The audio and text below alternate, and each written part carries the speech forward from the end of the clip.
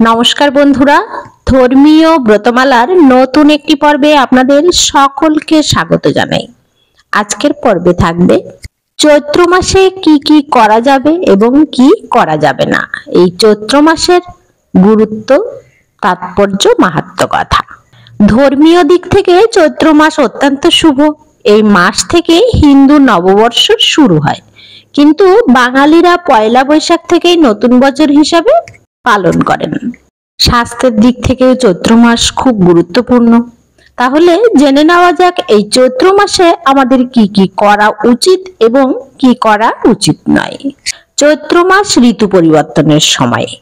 শীতকালের পর এই সময় বসন্তকাল, এরপরই আসবে গ্রীষ্ম। পরিবেশে এই সময় ক্রমশ তাপমাত্রা ঊর্ধ্বমুখী। সেই কারণে চৈত্র মাসে নানা রকম অসুখ বিসুখ ছড়িয়ে পড়ার আশঙ্কা থাকে। ধর্মীয় দিক থেকে চৈত্র মাস খুবই গুরুত্বপূর্ণ। চৈত্র মাসে প্রতিদিন সকালে খালি পেটে কাঁচা নিম পাতা চিবিয়ে খাওয়া উচিত। এর ফলে পেটের অসুখ থেকে মুক্তি পাওয়া যায়। এছাড়া ব্যাকটেরিয়া সংক্রমণ থেকে মুক্তি পাওয়া যায়। নিম পাতার সঙ্গে এক টুকরো গুড় খেলেও উপকার পাওয়া যাবে। চৈত্র মাসে দুধ বেশি খাওয়া উচিত নয়। এই মাসে দুধ খাওয়া যতটা সম্ভব এড়িয়ে চলতে হবে। দুধের বদলে এই সময় টাটকা দই খেলে উপকার পাওয়া যাবে। দই ও গুড় খেলে এর ফলে পেটও ঠান্ডা থাকবে এবং মাথাও শান্ত হবে। চৈত্র মাসে নুন কম খাওয়া ভালো। এই মাসে অন্তত 15 দিন অল্প নুন গ্রহণ করুন। একান্ত না পারলে অনেকে এই সময় চৈত্র নবরাত্রির 9 দিন নুন ছাড়া খাবার খান। এর ফলে মা দুর্গার আশীর্বাদ লাভ করার পাশাপাশি আপনার রক্তচাপ নিয়ন্ত্রণে থাকবে। চৈত্র মাসে আমাদের হজম ক্ষমতা কমে যায়। এই কারণে এই সময় ভাজাভুজি যতটা সম্ভব এড়িয়ে চলা ভালো। বদহজম, বমি, পেট ব্যথা চৈত্র মাসে লেগেই থাকে। সেই কারণেই এই মাসে হালকা খাবার খেতে বলা হয়। বেশি তেল মশলা দেওয়া খাবার এই মাসে না খাওয়াই উচিত। সম্ভব হলে চৈত্র মাসে রাতের বেলার খাবার বাদ দিন, না হলে রাতে শুধু তরল জাতীয় কিছু খাবার খান। চৈত্র মাসে অনেক সময় আমাদের মনে হতাশা চেপে বসে। বাড়িতে পজিটিভ এনার্জি বাড়াতে নিম পাতা ও কর্পূর জ্বালান প্রতিদিন। এই সময় সন্ধ্যাবেলা বাড়িতে ধুনো দেওয়া হয়। প্রতিদিন ধূপকাঠি জ্বালাতে ভুলবেন না।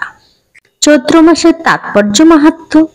হিন্দু পঞ্জিকা অনুসারে চৈত্র মাসকে বছরের প্রথম মাস হিসাবে ধরা হয়। মূলত চৈত্র মাসে বসন্ত ঋতুর আগমন অনুভব করা যায়। চৈত্র মাসের আরেকটি গুরুত্বপূর্ণ বিশেষত্ব হলো এই দিনে ব্রহ্মা মহাবিশ্ব সৃষ্টি করেছিলেন। চৈত্র মাসের প্রতিটি দিন বিভিন্ন স্থানে বিভিন্ন দেবদেবীর উদ্দেশ্যে উৎসর্গ করা হয়। মাসের প্রথম দিনে ভক্তরা ব্রহ্মার পূজা করেন। দ্বিতীয় দিনে ভক্তরা শিব ও গৌরীর পূজা করেন। চতুর্থ দিনে ভক্তরা গণেশের কাছে প্রার্থনা করেন। পঞ্চম দিনে ভক্তরা নাগা দেবতার পূজা করেন। ষষ্ঠ দিনে ভগবান সুব্রহ্মণ্য ভক্তি করেন। সপ্তমী তিথিতে সূর্যদেবের আরাধনা করা হয় এবং নবম দিনে নবদুর্গা দেবী নবরাত্রি দুর্গার পূজা করা হয়। পঞ্চদশের শেষ দিনে ভক্তরা একত্রে সকল দেবতার পূজা করেন।